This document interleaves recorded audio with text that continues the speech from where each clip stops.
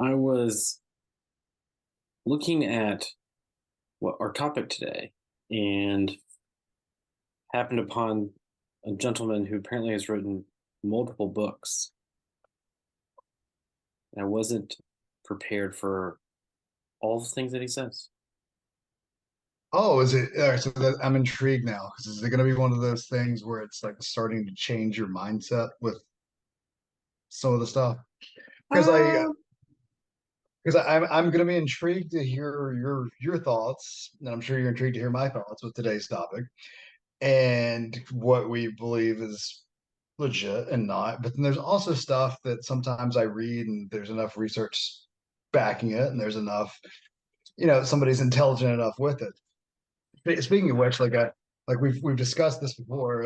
I've got the filter on, yeah, but your filter is fine. Yeah. yeah, there we go. All right, the peak book that is part of our reading list, like going through and reading the stuff about a lot of the like gut biome stuff. I think we've kind of both talked about like not fully buying into it, but the information in there, I'm like okay, and like the difference with the stuff that athletes do and stuff. That's a fantastic read, and I really delve even further into it. But yeah, like occasionally you find somebody who's knowledgeable and you start getting a little bit more information. And I think that's an important thing in today's society that people get so kind of steadfast and well, I believe, I believe, I believe.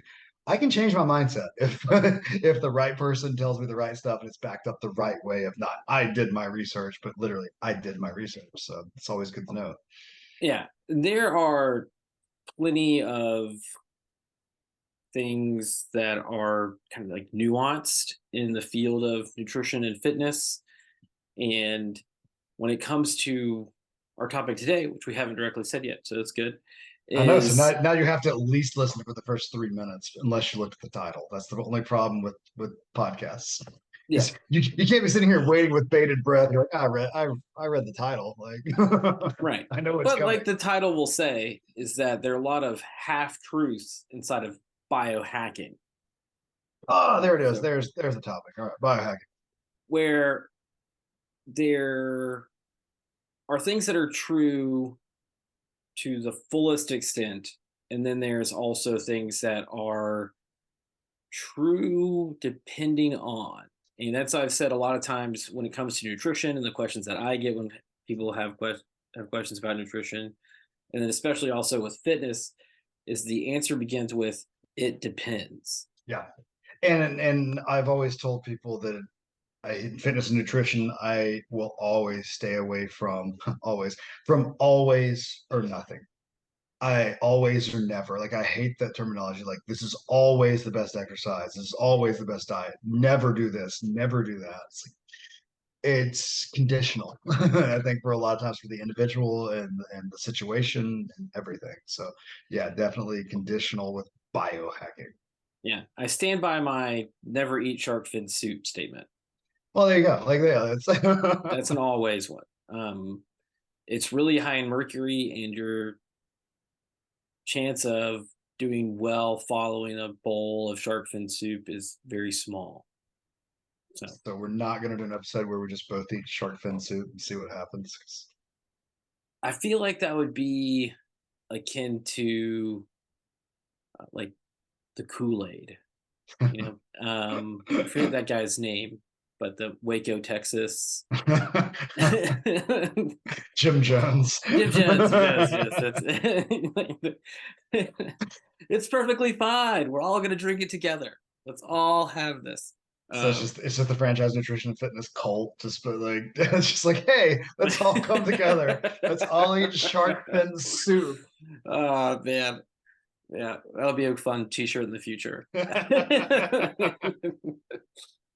But Just cartoons of us eating shark fin soup. That's perfect. Yeah. yeah, my copy of Peak is around here somewhere. I took the sleeve off because my kids don't do well with the sleeves on books, and so it's dangerous to have the sleeve on there. It might get ripped. But I also found that book fascinating, and it definitely gave me some ideas for today. Kind of what you alluded to earlier with the gut microbiome. Oh But no, spoiler alert, I haven't finished the book yet. oh yeah. I do like the way that the book is set up. So for those of you that haven't read the book, it's put together in like a series of bullet points. So it's not so much like a beginning to end. It's a lot of pieces of like this person. It's very like compartmentalized too. Like I love that the first chapter is like sleep, which we've talked about the importance of that. And I love the information backing what you and I have both said. Like, hey, it's almost like sleep's super important, and this grind mentality is not good. Yeah. And on that, so biohack, they I've seen multiple biohackers say stuff that is not true and true and try to weave it together as if all of it is true. So, for instance, I saw that you only need 4 hours of sleep per day, minimally, maybe to survive 4 hours. To thrive, definitely not. Yeah, I think about the times where like going back to our wrestling culture and the times where I've spent like 4 or 5 days on the road, and I was lucky sometimes to get 4 hours of sleep. By that even second day of like a 4 or 5 day loop, you did not want to be around me. There's no way, like my cognitive functioning had declined. I was having to eat stuff I wouldn't normally eat to just stay awake because I'm trying to get more caffeine, more sugar, like just munching on stuff constantly. Like there's no way I could have functioned doing anything other than just the most rudimentary tasks. So yeah, I could function on 4 hours of sleep, but at what cost? Yeah, it is a weird thing. I want to say their citation for the 4 hours was the military has a recommendation of a minimum number of 4 hours of sleep. And I would say it's minimum because that's to survive. Right. Like they don't want people running around with guns pointing at people randomly that are not functioning well. So you, It just makes me think of Fight Club. You're not gonna die from insomnia. That's yeah, it's gonna be your you will die from the result of having insomnia, and not insomnia itself. But the American Academy on Sleep, or maybe it's of Sleep, I can't remember their exact title, but I'll link it in the show notes. Their recommendation is for minimum number of sleep is 7 hours. Yeah, you And get that 7 to 9 window. Is that like, yeah, that's what I typically yeah, prescribe without prescribing, and what I prescribe for myself. Like, even though oftentimes I don't get 7 hours a night, I'm sure that your household you don't. yeah. And they actually recommend 8 hours for women and 7 hours for men as a minimum number. So yes, women do need more sleep. There's that. And the thing that I know from studies that I've read, so it's what I recommend, is that you have a minimum of 6.5 for the reduction of your A1C. So if you get less, if you're chronically less than 6.5, your A1C will go up. And that tends to be because your body's trying to produce more blood sugar throughout the day to help you keep going, which is not good for you. That creates insulin insensitivity, and then you're type 2 diabetic, blah, blah, And blah. then that couples with what I was saying with like the behavioral change I had of like, all right, let's grab a bag of Skittles because like I want this quick sugar rush and it keeps me awake to chew on it. So like I think we need to like rewind for a second because I know Oh, when you sorry. oh no, no, you're good. Like I know I this is let's do it Pulp Fiction style and we'll all piece together. Like but like you said biohacking, we're talking biohacking today, and that's to me like one of those catch-all terms I hear often, but like to you, what is biohacking?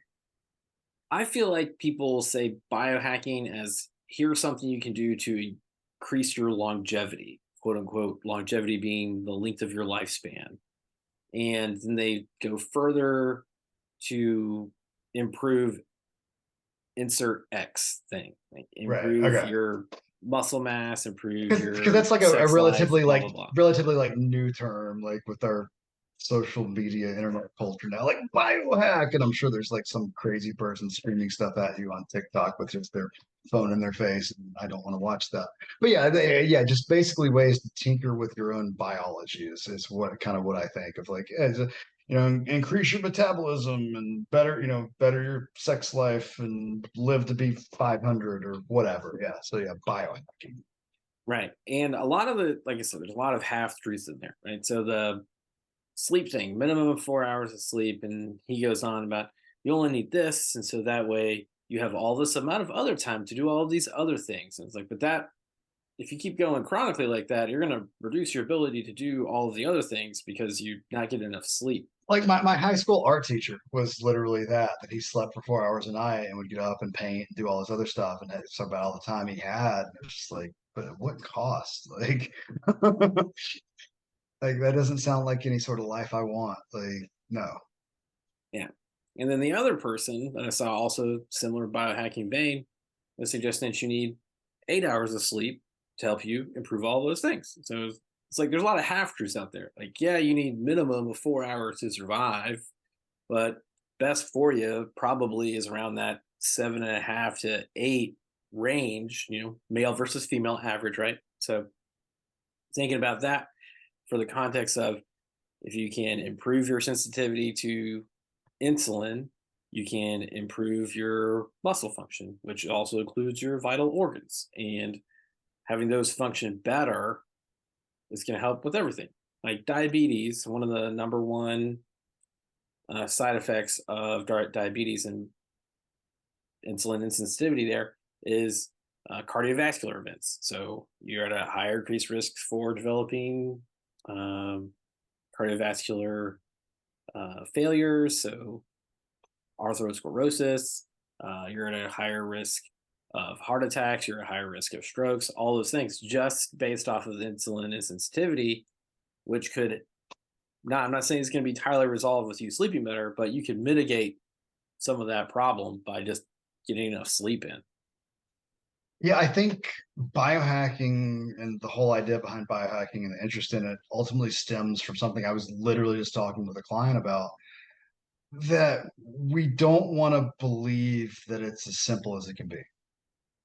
We've talked about that, I think, ad nauseum over and over and over again, the duration of this podcast. That, I'm like, hey, move a little bit more. You're like, hey, eat more fruits and vegetables. And like, it can be as simple as that, but people want this quick hack. It's like, oh, I don't want to have to move a little more. I don't want to have to eat a little bit more unprocessed foods and more fresh fruits and vegetables. I want to be able to go, hey, if I do this, it's going to all of a sudden magically make my health a million times better. And I will go ahead and spoil this entire episode. Nothing out there exists as that. If there was, I would either A, be out of a job. We would not be having this podcast. We would not be running our successful franchise nutrition fitness company. Or B, I would have figured out what that hack was or that magic pill was, and I'd be a gazillionaire. And again, we wouldn't be doing this. So if somebody comes up with this magic hack, let me know, and I will gladly have that 4 hours of sleep, ripped abs, eat only friggin' spinach and drink water and stand on my head while eating a grapefruit, but it does not exist. Yeah, there are some interesting things out there that I saw though. Um, so we always mention 2 servings of fruit, 3 servings of vegetables every day. I saw somebody say that you should not consume grains because grains, quote unquote, rob your body of nutrients and cause you to malabsorb things, which could not be further from the truth. I saw it and I tried to look up things to try and see if maybe there's some new evidence. And, like we mentioned, Matt mentioned earlier, we can all learn and we can all continue to grow. There are plenty of things that we used to think that were not true, but are true now, and things that we thought were true, but are not true. And I'll get to one of those in a second.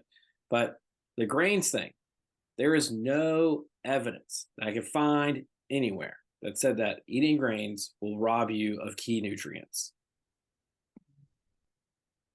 I mean, I'm trying to like get in the mindset of the individual that said that. Like, how? Like, fiber's gonna help stuff pass through you quicker, so you're not going to. I don't understand what the thought process So behind that is. theirs was, and this is where it gets really annoying for me. It's like you don't understand science. But they said the phytates in things like oatmeal and wheat products would bind other micronutrients, and then that's pulling those out of you.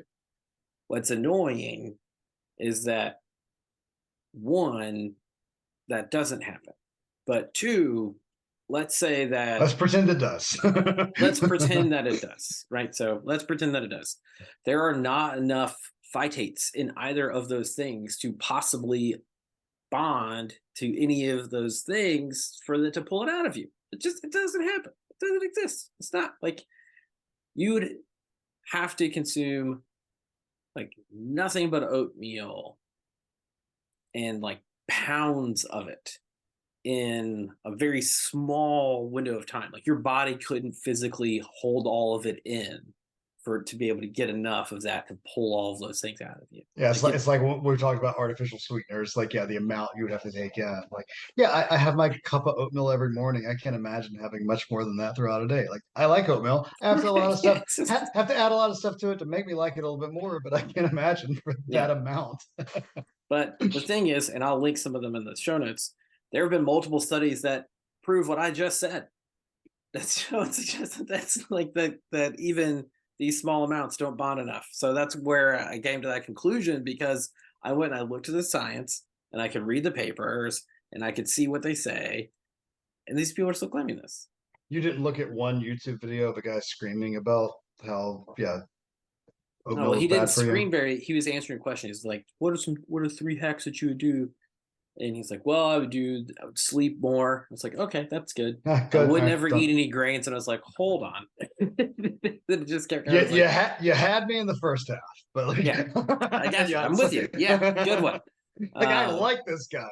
yeah, yeah. So, um, but another thing that I saw. So, what are some of the other biohacks that you saw? Like I came more prepared with like the stuff that I do that I actually consider a biohack. Let me pull back up what I some of the stuff I saw. Like I mean, obviously, like some of the stuff that like it's biohacking hormones, which we've talked about before, ways to increase your testosterone. But like most of my stuff are like stuff that's actually biohacking. Like my main number one biohack, I exercise. And with the subcategory of that is I strength train. Because Yeah. I'm biohacking my metabolism by putting more lean muscle mass on myself, that my basal metabolic rate actually raises. And I can eat more or I can lose weight if I eat the same or less. Have you? I know you know who Aristotle is. Right? I do. We are not good friends, but I know who he is. So, have you heard of Nicomachean Ethics? Aristotle's Nicomachean Ethics. I've heard of it, and that's about it. Okay, so it was one of his books, or I guess they considered a work, not a book. Um, but it's his best known work on ethics, and in it, it is considered it's the science of the good for human life, which is the goal at the end of all of our actions and aims. Um, so one of the things, I'm sorry, I'm scrolling through because I want to say one of his ethics is um, fitness, or one of his virtues listed in there because it's virtues ethics. But either way, I heard somebody mention it today in this way, and I took a note of it. And they said, fitness is the best proof of virtue ethics because it's empirically verifiable. In that, you don't set out to do something that's going to be bad for you and expect it to return some good. For example, you you wouldn't go be like, I'm going to get addicted to cocaine and this is going to be great for me. Like you're gonna but you don't set out. Man, you just screwed up my latest weight loss goal. Like, but you don't. But that's the thing, is because you don't set out to become addicted. I just set out to do coke and get skinny, and there you go. Yeah, Like, but then you get and then addicted, and it's a problem. be the new front man for Black Sabbath. No, okay, yeah, that's yeah. But with fitness, you set out to get better, get in shape, put on muscle mass, lose fat. You have some goal that causes you to have to continuously work towards in order to get better at whatever that goal is. And you can verify that if I go out tomorrow, let's say I wanted bigger biceps, whatever. If I go out tomorrow and I do 3 sets of 10s of bicep curls, later in the day, my biceps aren't going to look any bigger. So I have to continue to go back and go back and go back to get that out of the goal. Along the way, it becomes virtuous because you're striving for something, and that is going to be some improvement of yourself. Eventually, I'll have nice looking biceps, but I'll probably along the way, I'll realize, oh, I should probably work on my triceps to balance that out. My back is changing, my chest, and you start building on all these other things that continues to build you up. It's pretty much a more in-depth way of looking at the journey's more important than the destination. Like, yeah, it's Right. eventually the destination's what leads to that, but like eventually the journey becomes the fun part, and where you Yeah. start deviating from the journey and you see the fun stuff on the side attractions on the route. So yeah, I love it. Yeah. The success is in the work, as we say at franchisenf.com. So, yes, I would agree that doing any amount of strength work, specifically strength work, which we say all the time on this podcast, is a biohack. There is endless amounts of studies on muscle mass and longevity for life. Specifically, as you build your muscle mass and your cardiovascular ability to move that muscle mass, your VO2 max. VO2 max and strength tests, greatest things for living a long life, like bar none. So, doing things to help you work on your VO2 max, help you build your muscle mass, biohack, full truth, 100% there. Absolutely. All right, so I gave a truthful one. Give me a non-truthful biohack. Let's go tit for tat. All right. Um, that you need. I saw one, and I was like, I can't believe this person said this. But stop eating eggs. Is that eggs are That the was, sole reason there's any issue you ever have? It's just those damn eggs. Like, yeah, screw those chickens. They're awful. yeah. Like, And this is one of those things. So I mentioned earlier, this is one of those things that um, previously, like back in the day, we were like, yeah, don't eat eggs. Cholesterol in your food is definitely going to affect the cholesterol in your blood. Don't yep. eat eggs. Don't do that. It's That's why I was surprised, because the evidence now is on the opposite side. The most recent evidence that we have suggests that the cholesterol in your food does not affect the cholesterol in your blood. It is, in fact, the saturated fat that you consume in excess that would affect the cholesterol in your blood. The excess amount of carbohydrates that you don't need when you're overeating, that leads to cholesterol in your blood, right? So making sure to be careful of those things is going to help you out. And then eating eggs specifically will help increase your good cholesterol. So, which would be the opposite effect of what used to be said. So, which is fine. That's what they believed then. So now we have better evidence now. So, eggs are a wonderful source of all the essential amino acids. It's a complete protein. You're going to get everything in that you need. It's especially good for leucine and isoleucine to help you get those things you need. That's helpful for muscle building. And um, the exact mechanism of why it helps to increase your HDL is still a little unknown, but they're investigating that currently. So It's definitely, voodoo. yeah. Those voodoo eggs. Like we say every week, maximize every bite. Maximize every rep.